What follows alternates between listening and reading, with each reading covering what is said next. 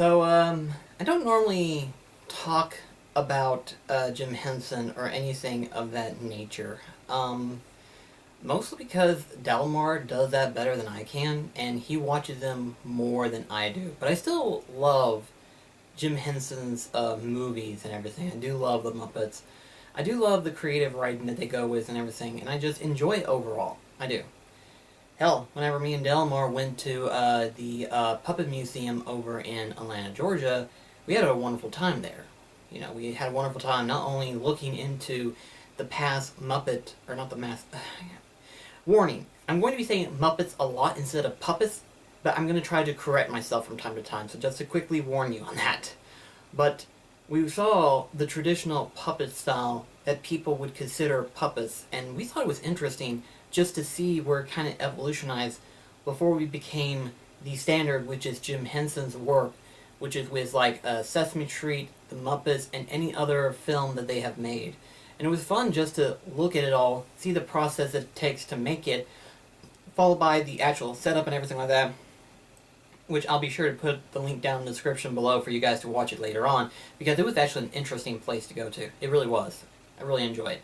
I just wish they had one over in, like, say, Nashville or Knoxville. Would be nice, you know. That way I didn't have to drive all the way to Atlanta, Georgia. Because, let's put it this way. 5 hours later of driving, and we were only there for, like, an hour. I believe an hour or an hour and a half. It was worth the trip, but I would have liked it a little bit closer. But still, back to what I'm fixing to go into right now.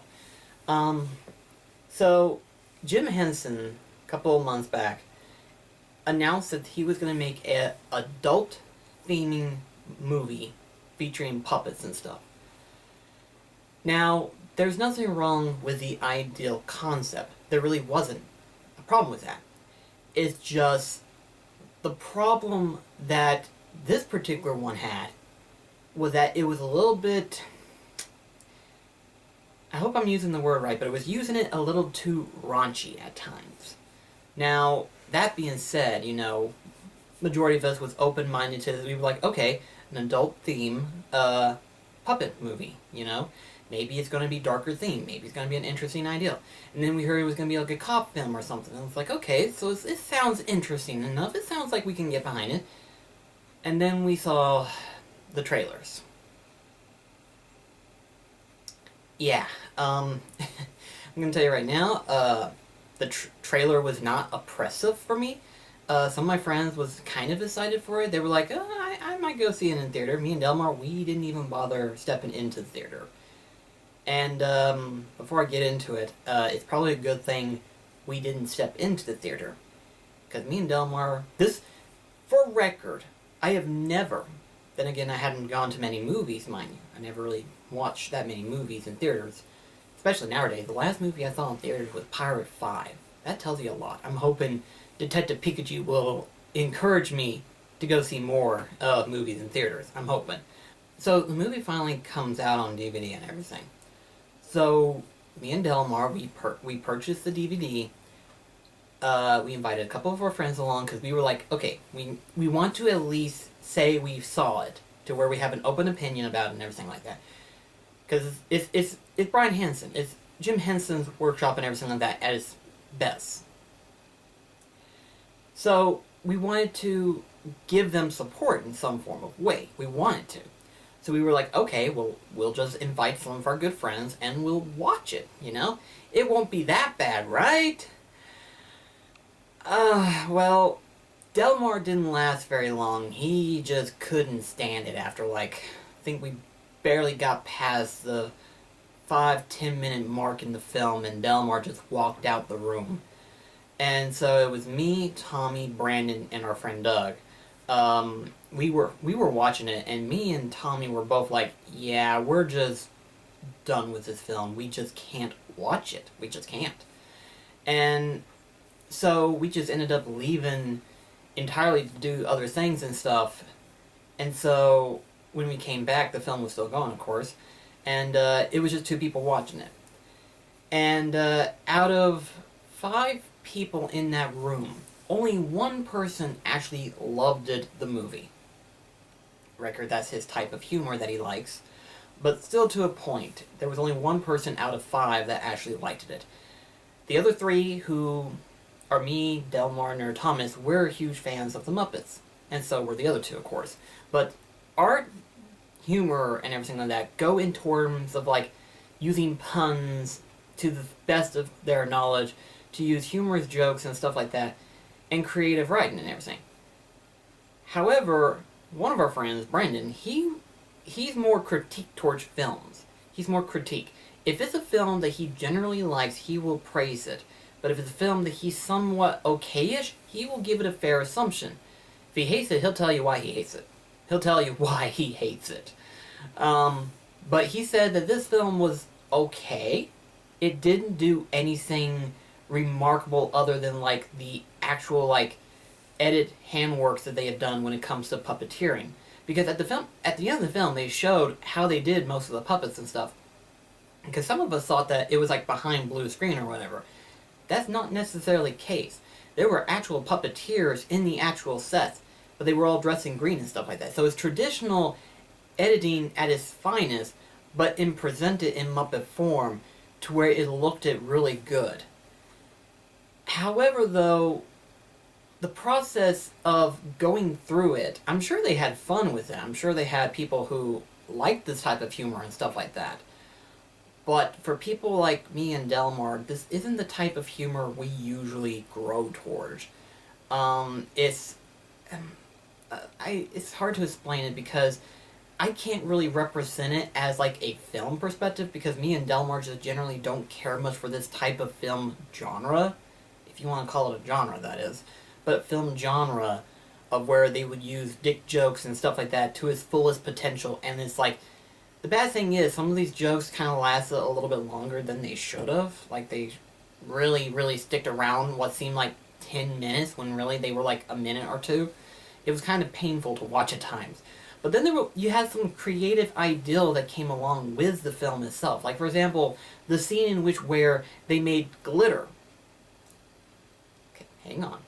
They made glitter for puppets to snort up as, like, a drug cocaine type thing.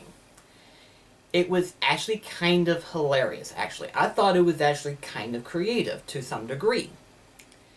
That's, like, the only compliment I can give the film, because I left halfway through the film because I just couldn't watch it anymore.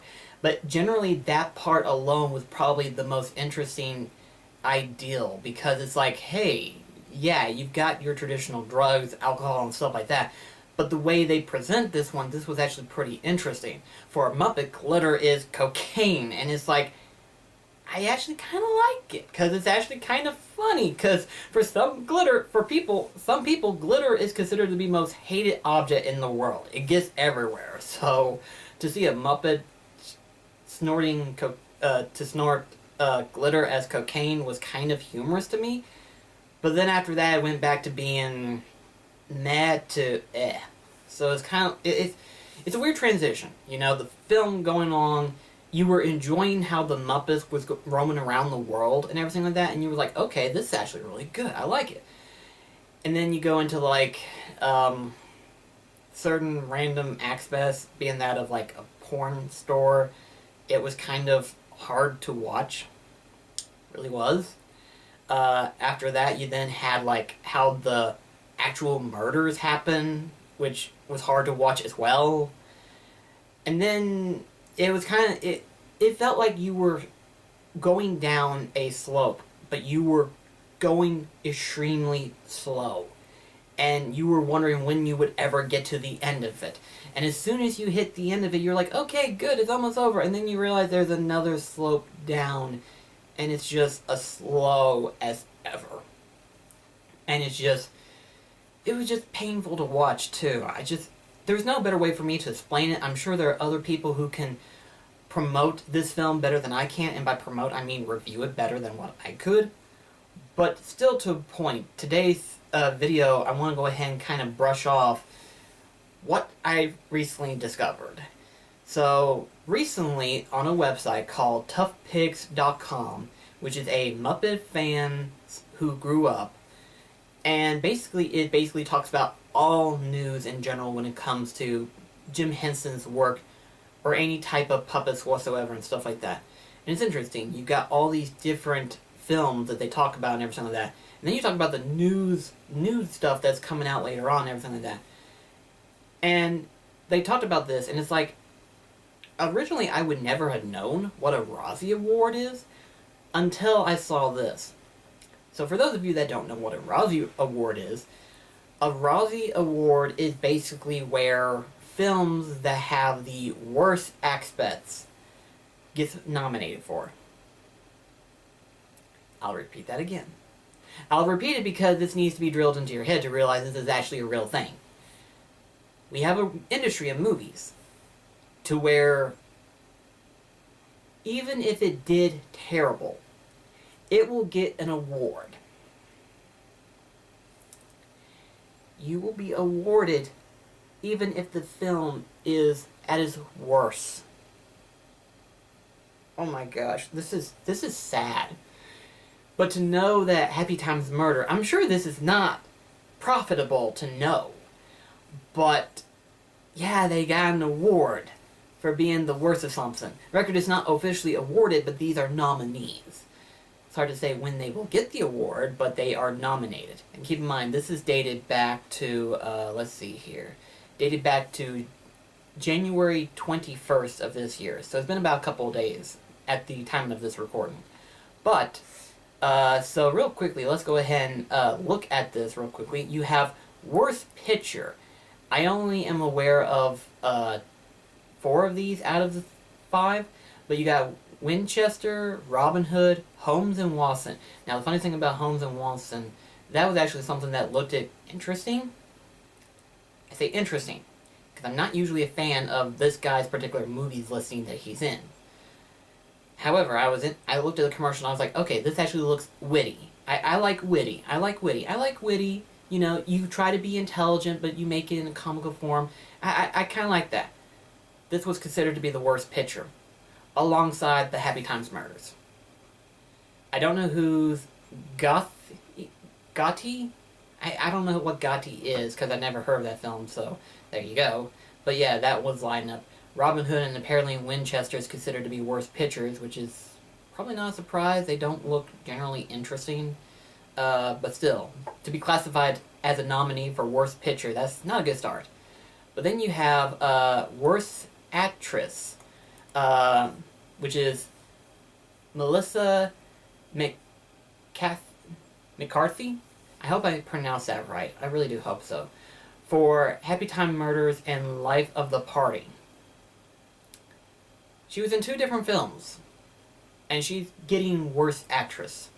Now, record, she can act when needed to be, but to get worst actress award, that's something you don't want behind your back, I imagine. And then, of course, you have worst supporting actor, which is Joel McHale.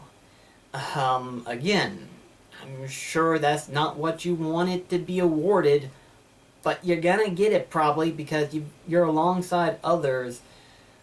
Again, Robin Hood is considered worst picture, so it's on there for worst supporting actor, which is Jamie Foxx. So that's not good. Then we got worst screen combo. Any 2 actors or puppet, especially in those creepy sex scenes for Happytime Murders. Specifically saying it in that sentence is enough to not do well. And keep in mind, it's also lined up with Johnny Depp and his fast-fading film career for Sherlock Gnomes. I knew of Sherlock Gnomes, but I didn't know it was a thing until it came out on DVD, so it's like, I have no idea. And then you have Will Ferrell and John C. Reilly trashing 2 of literature's most beloved characters for Holmes and Watson. Not a good sentence to live by either. Again, I thought this was going to be witty, but judging by the way it sounds, it didn't turn out that well. Go figure. But then we go into worst director. Now, I hope this doesn't happen, but he's nominated for worst director, alongside with Ethan Coen for Sherlock Holmes, James Foley for 50 Shades Free. That one I think will be an easy win. I think he'll win Worst Director. I've never seen 50 Shades of Grey or any of the other films, but to know this is a series, I'm very disappointed. I am. But anyway, Brian Henson is lined up for Worst Director for Happytimes Murder. That's not good. That's not good. It is one thing to have worst picture, worst actors, but to be considered worst director for that film, that's not good. That's not good. And then of course the last candidate is worst screenplay, alongside with like Death of a Nation, 50 Shades Free, Winchester, and Gotti. Again, I don't know what Gotti is. I hadn't heard of that one, so oh well. Anyway, so generally speaking, you look at these different awards that it is being nominated for. It's not being nominated for worst, actually, I'm not even sure if you would consider screenplay or any of the other two to be considered as, like, the worst. Because you got worst picture, and then you got worst screenplay. And it's like, is Puppeteer really considered a worst? Because I thought the Puppeteer work was pretty interesting. It wasn't mind-blowing, because I knew how Puppeteer works, but I thought it was interesting to see it being put into a more fleshed-out film and stuff. I kind of enjoyed it.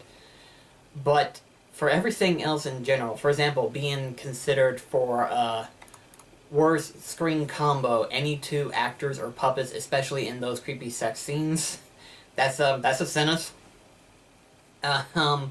But I'm hoping that worst director doesn't go to Brian Henson.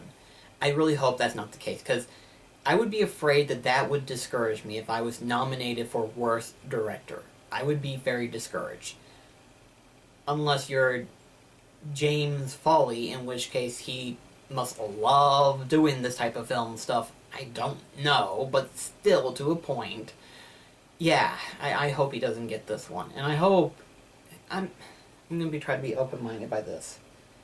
I'm hoping that this will spark Brian Henson to realize that the film direction that it went didn't have to go this direction. It could have done it a little bit better. Record, it would have been cheesy, but we're talking cop films. They're meant to be cheesy by default. If you're going to do a cop film, at least do it in a sense that is creative, we'll say. Creative. Not fun, but creative. You're being creative with how you're going to do it. This one was creative, but they went too far with some of the jokes. They went a little too far with some of the action. They went a little too far in some aspects of field. And I think, at the end of the day, if I was to edit this and edit out all the bad stuff that I didn't like, while trying to keep it in tone with the story, it would be a much shorter film, probably, admittedly. But, to some degree, it might do a little bit better, maybe. I don't know. Because it all depends on how it would have had to have been done. So, yeah, I don't want Jim Henson's legacy to be considered dead. It's not. There's still plenty of light to be used when it comes to styles like this. And I'm hoping that we'll see a comeback with some of Jim Henson's movies and stuff. Heck, we're supposed to get a Dark Crystal TV series on Netflix, for crying out loud. I don't know how that's going to do, but from what I've heard, it's going to be pretty interesting to watch. Then you've got the fact that Disney is going to be supporting a new Muppet series for their live stream candidate. Whenever they heavily broadcast their live stream, which I don't know, I hadn't heard if it's doing well or anything like that, but that's only because, as far as I know, I can't get it yet. I don't know, maybe it's because of that it hasn't been broadcast heavily yet, but we'll see. I'm hoping that Brian Henson doesn't get discouraged by this, but rather this will be as like, okay, I know what film direction that I should go with. This is not the direction I should have taken the film. I should have taken it a little bit differently, trying to be a little bit more witty, trying to be a little bit more comedy, and less pee-pee jokes. We'll put it in that perspective. It's hard to say, but at this point, hopefully he'll look at it at a better light. You can make adult films, just not in the way that you did it. I think you might have went a little too far with it, at times. But who's to say, really? I mean, there are some people who might actually literally enjoy it, but there are more people who didn't like it or even enjoyed it inherently as there was the people that did enjoy it. So hopefully this is a good lesson learned. So anyway, that's going to be it this video. Let me know in the comments below. Did you even see Happytime Murders? If you did, what did you think? Chances are you're probably in the same boat that me and Delmar was, where we just couldn't watch it anymore. But who's to say? Anyway, that's it for this video.